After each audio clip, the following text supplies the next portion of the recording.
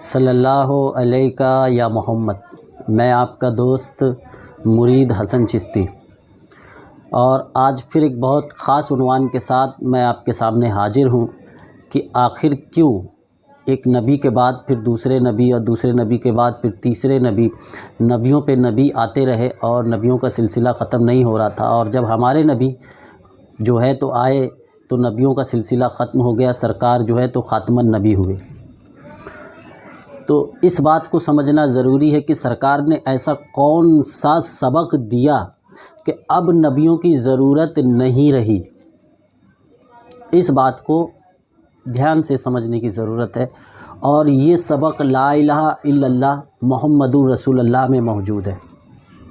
لا الہ الا اللہ کے حقیقی معنی ہیں لا نہیں الہ مخلوق الا اللہ، لا نہیں الہ مخلوق الا غیر اللہ، اللہ نہیں مخلوق غیر اللہ کا۔ اسی طریقے سے محمد الرسول اللہ کا معنی ہے کہ محمد صلی اللہ علیہ وسلم، رسول یعنی جمال اور اللہ معنی خدا، تو محمد صلی اللہ علیہ وسلم جمال خدا ہے، یعنی تصویر خدا ہے، یعنی ظہور خدا ہے، یعنی ظاہر خدا ہے۔ یعنی ہم نے لا الہ الا اللہ میں یہ پڑھا کہ لا جو ہے تو لا الہ جو ہے تو مظہر خالق ہے، یعنی لا الہ الا اللہ مخلوق ہی جو ہے وہ خالق کا مظہر ہے۔ اور محمد الرسول اللہ میں ہم نے یہ پڑھا کہ محمد صلی اللہ علیہ وسلم جو ہیں تو ظہور خدا ہے، تصویر خدا ہے، ظاہر خدا ہے۔ تو اس بات کو ہمیں آج سمجھنے کی ضرورت ہے۔ تو اسی کے ساتھ ہم آج کا یہ ویڈیو اسٹارٹ کرتے ہیں۔ حضرت نوح نجی اللہ تھے، نجات کا ذریعہ ظاہر فرمایا۔ ابراہیم خلیل اللہ تھے، دوستی ظاہر فرمایا۔ اسماعیل جبی اللہ تھے، یعنی قربانی کا سبق دیا۔ داؤد خلیفہ اللہ تھے، یعنی نظام اہتمام کا سبق دیا۔ موسیٰ کلیم اللہ تھے، یعنی تقریب خدا کا سبق دیے۔ عیسیٰ روح اللہ تھے، یعنی روحانیت کا سبق دیے۔ جب حضرت محمد صلی اللہ علیہ وسلم محمد رسول اللہ ہیں تو آپ نے کون سا سبق دیا؟ اور دوسری بات، لا کے ساتھ الہ ہے۔ لا کے ساتھ کیا ہے؟ الہ ہے۔ الہ جو کعبے میں بت رکھے تھے، ایک الہ کو پکارنا ہو، یعنی ایک بت کو پکارنا ہو تو الہ کہو، اور سارے بتوں کو پکارنا ہو تو آلہۃ نہ کہو۔ یہ قرآنی ورڈ ہے۔ تو اور الہ اور مطلب اور لا الہ الا اللہ میں لفظ الہ اور لفظ اللہ کے معنی میں کیا فرق ہے؟ دیکھیے، ایک بڑی آسانی سے ایک بات بتا دوں کہ لا الہ الا اللہ میں لفظ اللہ اور لفظ الہ میں کیا فرق ہے، یہ فرق آپ کو سمجھنا پڑے گا۔ اور لا الہ الا اللہ میں یہ دو ہی چیز خاص ہے، ایک اللہ اور ایک الہ۔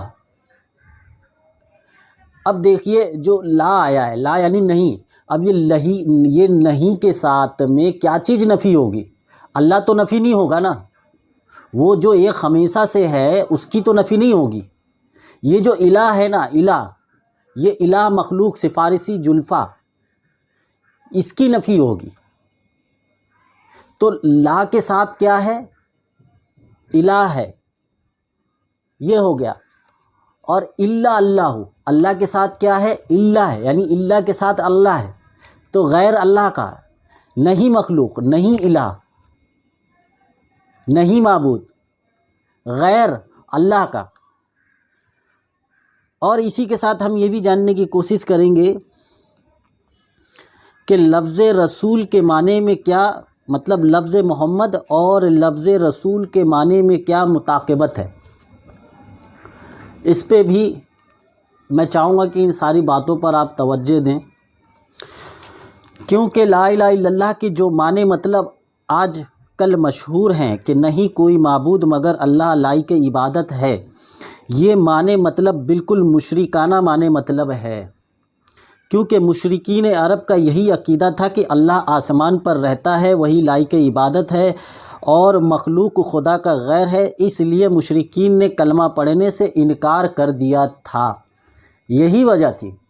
وہ حاجی بھی تھے، نمازی بھی تھے، قربانی بھی کرتے تھے، داڑھی بھی رکھتے تھے اور ایک خدا کو مانتے تھے اور کعبے میں جلفہ رکھتے تھے، اور ان کو کلمے سے انکار اس لیے ہو رہا ہے کیونکہ کلمے سے دوئی ختم ہو رہی ہے کہ پانی کہے برف سے کہ تیرا اول میں ہوں، تیرا آخر میں ہوں، تیرا ظاہر میں ہوں، تیرا باطن میں ہوں، تو کہنا حق ہوگا۔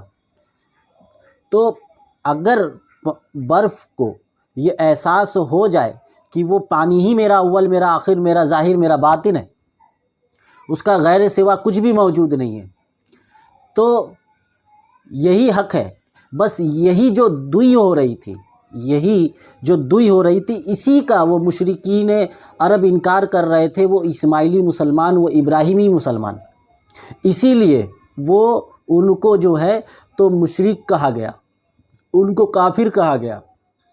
ان کا عقیدہ تھا کہ گناہ دھڑلے سے کرتے رہو، نماز پڑھ لو، کعبے پہ میں آ کے جو ہے تو سر جھکا لو، ان بتوں کے یہاں سفارشی، ان کی جو مطلب جو ان مورتیوں میں جو اشاروں میں جو ادائیں درشائی گئی ہیں، آپ میرا وہ جو ہے تو معبود جلفہ والا ویڈیو دیکھ لیں کہ جو مورتیوں کو اس طریقے سے وہ بناتے تھے جیسے کارٹون وغیرہ سے ایک میسج سمجھایا جاتا ہے، تو ان اداؤں کو دیکھ کر جو ہے تو اس کو تصور میں یعنی اپنی سنت میں لانا ہوتا تھا، اپنے عمل میں لانا ہوتا تھا۔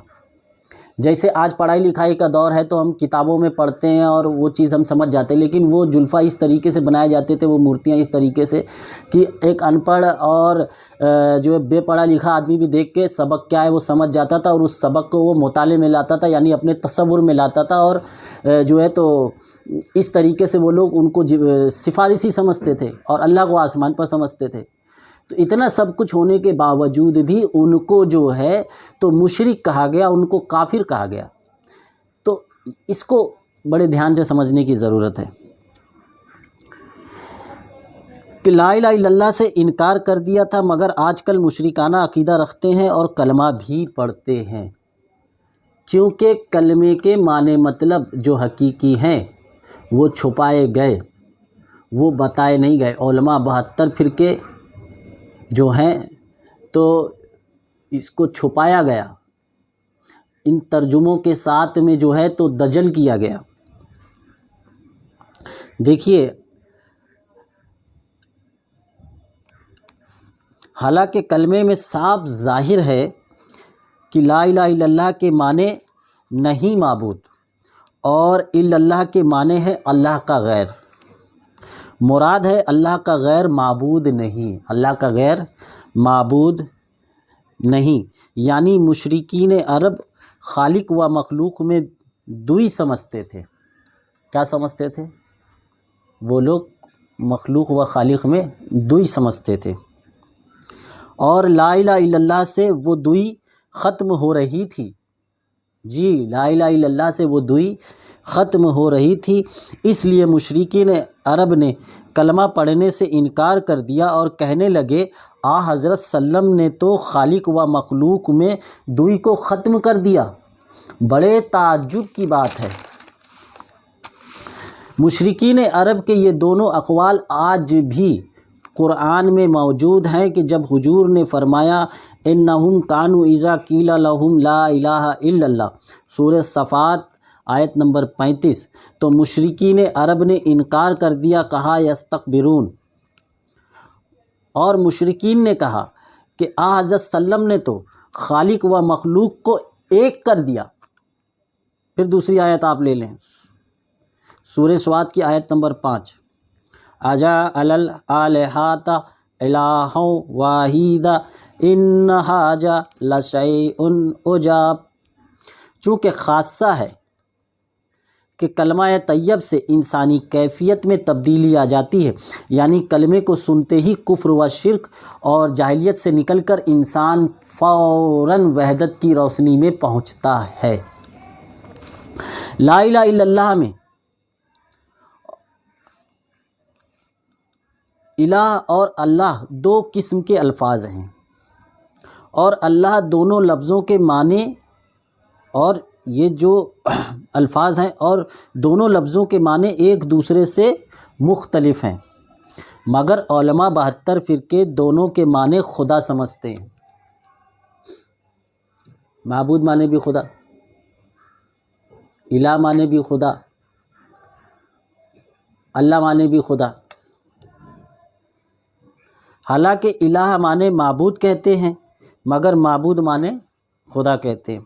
غور کیجئے، الہ معنی معبود، اور معبود ان مورتیوں کو کہتے تھے، معبود ان مورتیوں کو کہتے تھے جو 360 مورتیاں کعبے میں رکھی ہوئی تھی، جن کو عبادت کے وقت اپنے تصور میں رکھتے تھے، اور عقیدہ یہ تھا کہ یہ مورتیاں خدا کے پاس ہماری وکالت کریں گی یا سفارشی ہوں گی۔ یعنی وہ مورتیاں مخلوق تھی جن کو معبود سمجھ رہے تھے، یعنی کفار و مشرکین ان مورتیوں کو ہرگز خدا نہیں کہتے تھے بلکہ خدا کے پاس سفارشی جلفہ کہتے تھے۔ جیسا قرآن میں بھی ہے کہ کفار و مشرکین سے پوچھا گیا کیا تم ان مورتیوں کو خدا سمجھتے ہو؟ انہوں نے جواب دیا ہرگز نہیں، ما نعبدہم الا لیقربونا الی اللہ زلفیٰ۔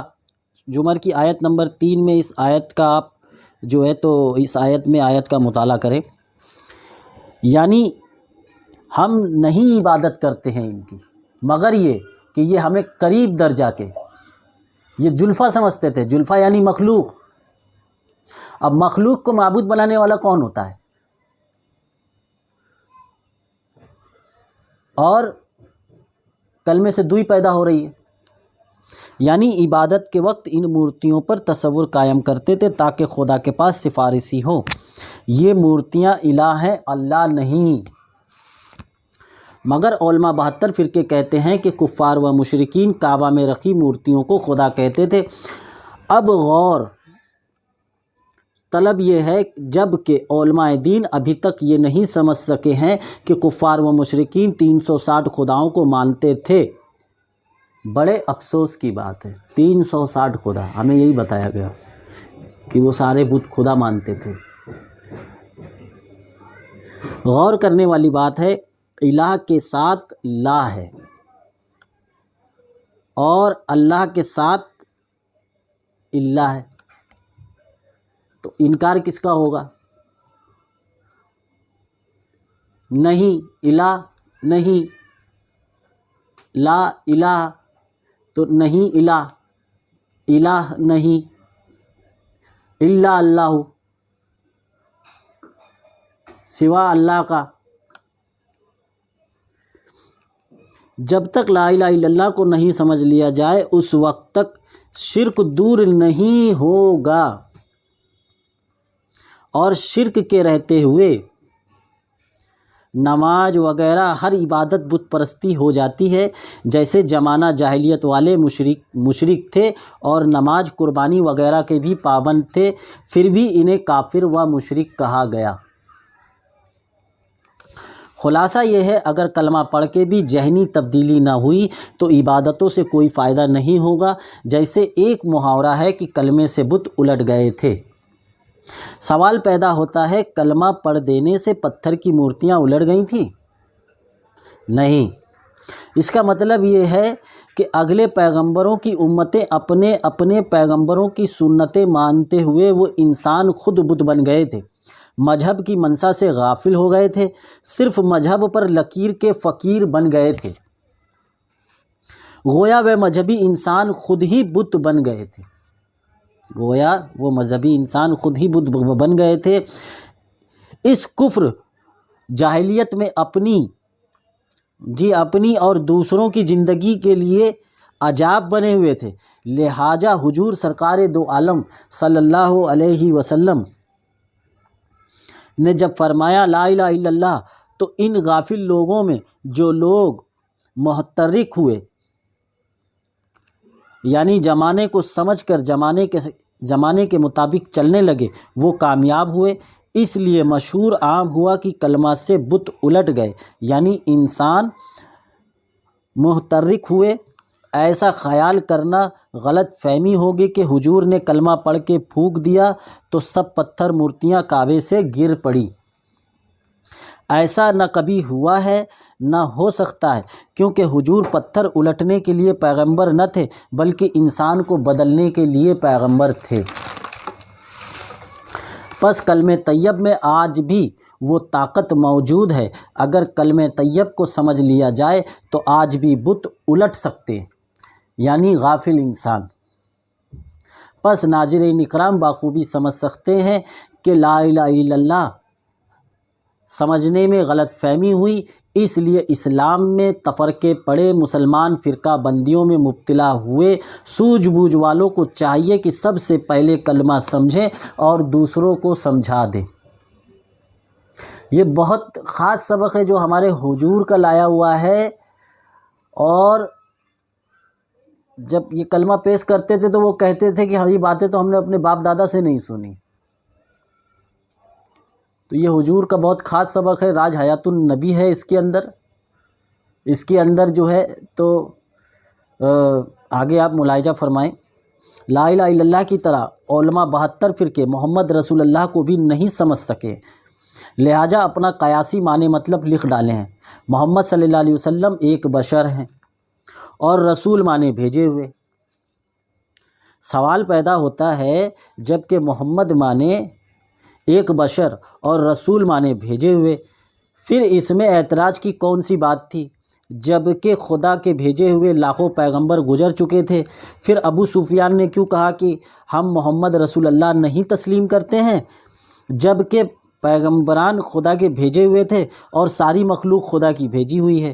یہاں تک کہ آندھی طوفان بارش کی گھٹائیں سبھی خدا کی مخلوق ہوتی ہیں، پھر محمد نامی ایک بشر بھی خدا کا بھیجا ہوا ہے۔ اس میں کیا اعتراض تھا کہ لوگوں نے کہا کہ ہم محمد کو بھیجا ہوا نہیں مانتے ہیں صلی اللہ علیہ وسلم۔ اس سے ثابت ہوتا ہے کہ محمد رسول اللہ کے معنی مطلب صحیح نہیں جو چند علماء دین کہتے ہیں، بلکہ اس کا صحیح معنی مطلب کچھ اور ہے جس کو اہل عرب بخوبی سمجھتے تھے۔ اس لیے وہ حقیقی معنی کے تحت محمد رسول اللہ سے انکار کرتے رہ گئے، کیونکہ ابو سفیان نے صلح حدیبیہ میں کہا کہ ہم محمد رسول اللہ نہیں مانتے ہیں، البتہ محمد بن عبداللہ مانتے ہیں، گویا اس نے رسول ماننے سے انکار کیا۔ اگر رسول معنی بھیجا ہوا ہوتا تو بھی انکار کی کوئی بات نہ تھی۔ اور ابن وہاب نجدی نے محمد رسول اللہ مانا مگر خاتم النبی نہیں مانا کہ نہیں تھے، اور کہا کہ محمد کے بعد بھی ایسے پیغمبر ہوتے رہیں گے معاذ اللہ۔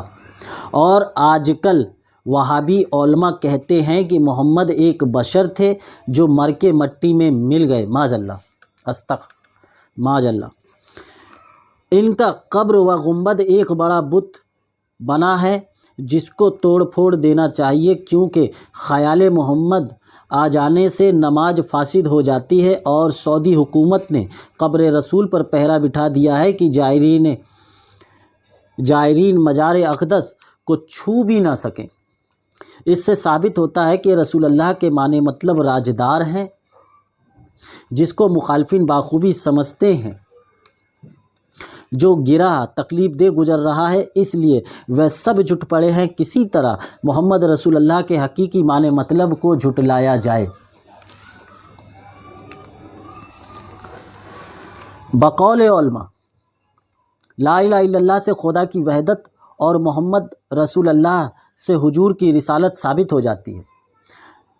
وحدت یہ کہ خدا بالکل اکیلا ہے، رسالت یہ کہ خدا نے حضور کو بھیجا، رسول مانے بھیجا ہوا۔ اب سوال یہ ہے کہ جب کہ لا الہ الا اللہ سے وحدت ثابت ہو گئی اور خدا بالکل اکیلا ہے جہاں غیر کی گنجائش نہیں، پھر کہاں سے خدا نے کسی کو بھیجا؟ دویم یہ کہ خدا کی وحدت میں ایک بشر حضرت محمد کو کیوں شامل کیا گیا ہے؟ اور یہ تحقیقی امر ہے کہ کلمہ طیب پڑھ لینے سے فوراً کفر و شرک دور ہو جاتا ہے۔ کیونکہ کلمہ طیب میں لا الہ الا اللہ سے خدا کی وحدت سمجھ میں آ جاتی ہے اور محمد رسول اللہ سے خدا کی معرفت حاصل ہو جاتی ہے۔ اس لیے صرف لا الہ الا اللہ پڑھنے سے کلمہ طیب پورا نہیں ہوتا جب تک محمد رسول اللہ نہ پڑھا جائے۔ کاش کوئی لا الہ الا اللہ پڑھے اور محمد رسول اللہ نہ پڑھے، وہ کافر ہے۔ اور جبکہ حضرت محمد کو بشر کہا جاتا ہے، لہٰذا محمد رسول اللہ پڑھنے سے شرک ہو جاتا ہے۔ اب بتائیں، لا الہ الا اللہ کے ساتھ محمد رسول اللہ پڑھیں تو شرک ہے، نہ پڑھیں تو کفر ہے، پھر کلمہ طیب کیسے پڑھا جائے؟ دویم، کیا کلمہ طیب کے معنی مطلب ہمیشہ بدلتے رہتے ہیں؟ کہ حضرت محمد نے کلمہ پڑھ کر یہ سمجھا ہوگا کہ وہ محمد میں ہوں، اور تمام امت کلمہ پڑھ کر یہ سمجھا ہوگا کہ وہ محمد تم ہو، اور آج کلمہ پڑھ کر یہ سمجھا گیا کہ وہ محمد کبھی تھے؟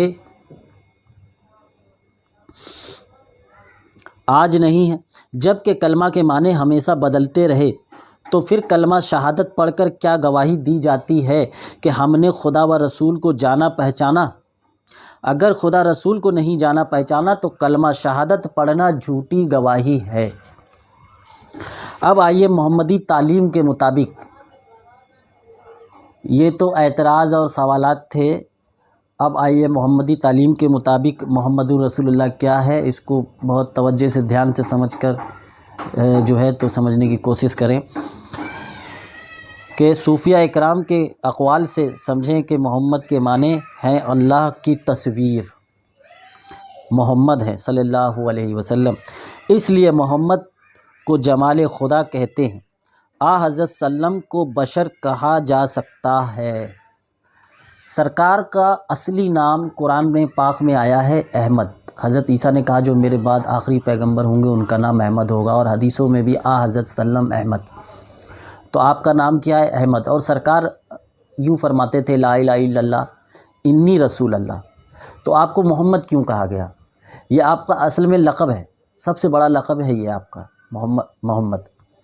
اور جو ہے تو رسول اللہ جو ہے تو یعنی وہ آئینہ، رسول مانے وہ روپ، وہ آئینہ جس میں جو ہے تو جمال خدا کو دیکھا جائے، خدا کے جمال کو دیکھا جائے۔ تو حضرت سلم کو بشر کہا جا سکتا ہے مگر محمد بشر نہیں، یہ لقب ہے سرکار کا، محمد بشر نہیں۔ محمد مانے جس کی حمد کی جائے، جملہ لفظ محمد کے معنی جس کی حمد کی گئی، جس کی حمد کی جائے، اور رسول اللہ مانے تصویر خدا، چونکہ مشہور عام قول ہے کہ حمد خدا کے لیے ہے، اور جب آئینے خدا میں خدا کی تصویر کو دیکھا گیا تو خدا کی حمد کی۔ جب آئینے خدا میں خدا کی تصویر کو دیکھا گیا تو خدا کی حمد کی۔ دیکھیے یہ ایک سورس ہے، یہ ایک معرفت ہے، اس میں سبق ہے معراج المومنین امت کا۔ لہٰذا حمد کرنے کے بعد تصویر خدا کو محمد کہا گیا۔ رسول اللہ مانے آئینے خدا جس میں جمال خدا کو دیکھا جا سکتا ہے،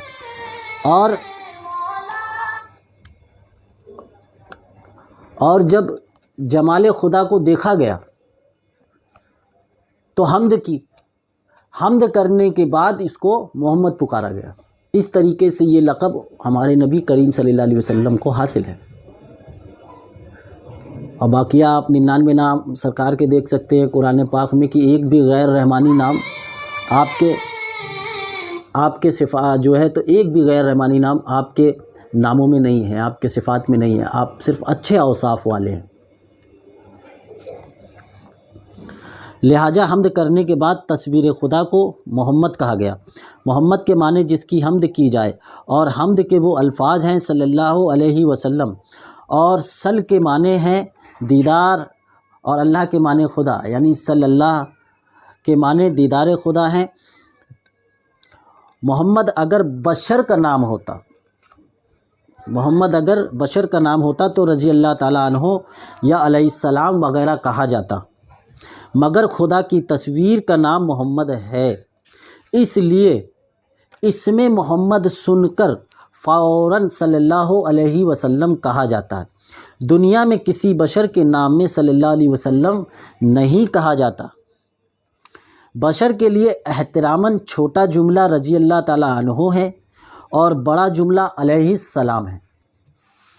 چونکہ حضرت علی مولا سے صوفیاء اکرام کو یہ سبق ملا ہے کہ باوقت عبادت خدا کی تصویر یعنی حضرت محمد پر، خدا کی تصویر یعنی محمد صلی اللہ علیہ وسلم پر اپنے تصور کو قائم کرو۔ اگر ایسا تصور قائم نہ کیا گیا تو خیالوں میں شیطان داخل ہوگا۔ پس حضرت علی مولا سے تعلق رکھنے والے صوفیاء اکرام باوقت عبادت تصویر خدا یعنی محمد مصطفیٰ صلی اللہ علیہ وسلم پر تصور قائم کرتے ہیں، اور حضرت علی مولا سے راج حیات النبی سے یہ سبق ملا ہے کہ خدا کی تصویر محمد ہمیشہ سے ہے اور ہمیشہ رہے گی، لہٰذا اب کسی نبی کی ضرورت نہیں، محمد خاتم النبی ہے۔ دیکھیے یہ معرفت، یہ سورس ہے کہ اب کسی نبی کی ضرورت نہیں، اور کیوں نہیں۔ صوفیاء اکرام کا ایک سبق یہ بھی ہے کہ محمد جیسا اگلا کوئی پیغمبر نہ تھا، کیونکہ اگلے پیغمبر کوئی کلیم اللہ تھے، کوئی روح اللہ تھے وغیرہ، مگر محمد رسول اللہ نے خدا کی معرفت کا سبق دیا۔ یہ سبق کسی پیغمبر نے نہیں دیا، اس لیے حضرت محمد صلی اللہ علیہ وسلم ہی امام مرسلین اور خاتم النبیین کے لقب کے ملقب ہوئے۔ بس ناظرین اکرام بخوبی سمجھ سکتے ہیں کہ محمد رسول اللہ کیا ہے، اور لا الہ الا اللہ محمد رسول اللہ، اس میں جو ہے تو امت کے لیے معراج المومنین کا سبق ہے، اس میں راج حیات النبی کا سبق ہے۔ کلمے کو سمجھیں اور دوسروں کو سمجھا دیں۔ اسی کے ساتھ میں آج آپ سے ودا چاہوں گا۔ صلی اللہ علیہ یا محمد۔